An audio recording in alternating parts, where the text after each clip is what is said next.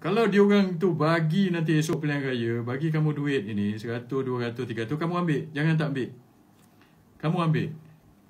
So duit itu datang dari mana? Inilah punca rasuah.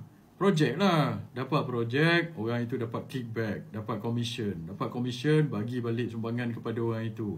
Lepas tu nanti bila time pilihan raya, berback-back datang.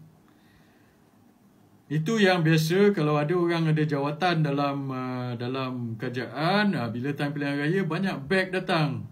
Bagi. Tapi beg itu bukan free. Kalau kamu ini tak memegang jawatan kerajaan, bukan menteri, orang bagi donation itu lain. Itu pun kamu tak boleh ada quid pro quo itu. Sebab itu saya nak buat Akta Pendanaan Politik.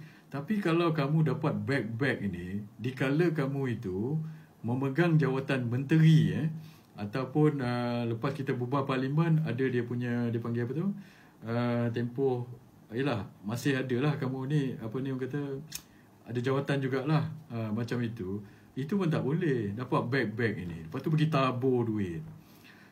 So sebab itu saya nak cakap kepada para pengundi, terutama anak muda, dia orang target anak muda sebab dia orang punya pemikiran anak muda ni kononnya boleh dibeli.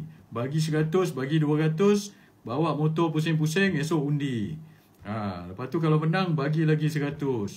Dia akan buat macam itu. Ini yang saya nak bagi tahu pada anak muda. Kalau diorang tu bagi nanti esok pilihan raya, bagi kamu duit ini, 100, 200, 300, kamu ambil. Jangan tak ambil. Kamu ambil. Sebab apa kamu ambil? Itu duit kita tu.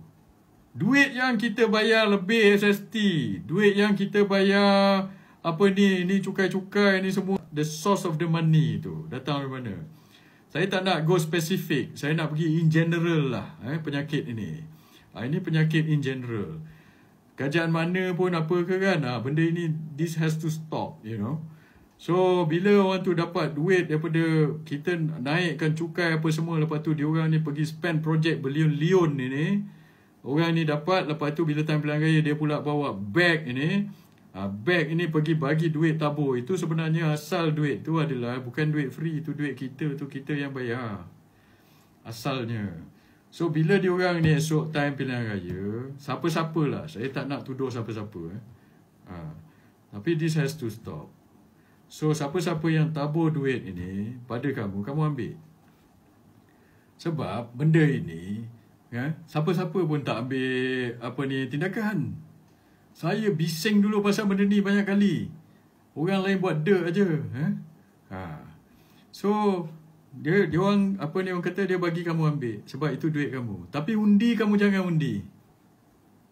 Jangan undi siapa yang buat kerja ini. Undi siapa yang kamu nak. Duit itu kamu ambil sebab apa? Sebab itu duit kamu, bukan duit dia tu. Itu bukan duit dia orang, bukan duit beri tu. Itu duit kamu. Tapi belok esok undi, aku kata ini duit, okeylah kau nak bagi 100, bagi 200, bagi 300 ambil. Tapi undi lain. Undi ikut aspirasi kamu. Siapa yang kamu rasa boleh pergi parlimen, kan, yang membawa kamu punya perjuangan. Sebab kalau tidak apa? Kalau tidak, time tu je lah dia bagi muka pada kamu setiap 5 tahun. Lepas tu selama 5 tahun dia jadi kerajaan itu, nombor 1 dia tak layan kamu. Orang muda dia kata, buat apa nak layan, aku dah bagi kau 300 itu lagi. Engkau pula tu hutang budi dengan aku. Dia cakap macam tu. Satu. Yang kedua, pilihan raya lambat lagi. Aku dah bagi dah 300. So harga diri kamu 300 saja 5 tahun. Kalau 300 5 tahun, kamu berapa dapat tu? RM60 setahun. Kalau RM60 setahun, maksudnya berapa tu? RM5 sebulan harga diri kamu. So jangan buat macam itu. Dia nak bagi, anggap itu duit kita. Tapi jangan jual harga diri kita. So maksudnya kamu ambil duit itu, undi, jangan undi dia. So kalau puak-puak ini buat macam itu, sebab tambahan lagi pula kod ada toke yang macam saya cakap dulu ini, yang pegang puppet master dekat belakang ni. Ini yang dia orang kata sistem duit ni. Kan? Dia pergi lobby sana, macam mana bagi ahli politik ni semua duit dan sebagainya. Lepas tu dasar-dasar ditentukan oleh dia. So jangan bagi orang-orang ini menang. Jangan bagi orang-orang ini menentukan untung nasib kita. Sebab kalau kamu ambil duit rasuah undi tu, lepas tu kamu undi orang itu, yang menang orang-orang yang puppet master dekat belakang ini, yang menentukan untung nasib kamu. Jual semua.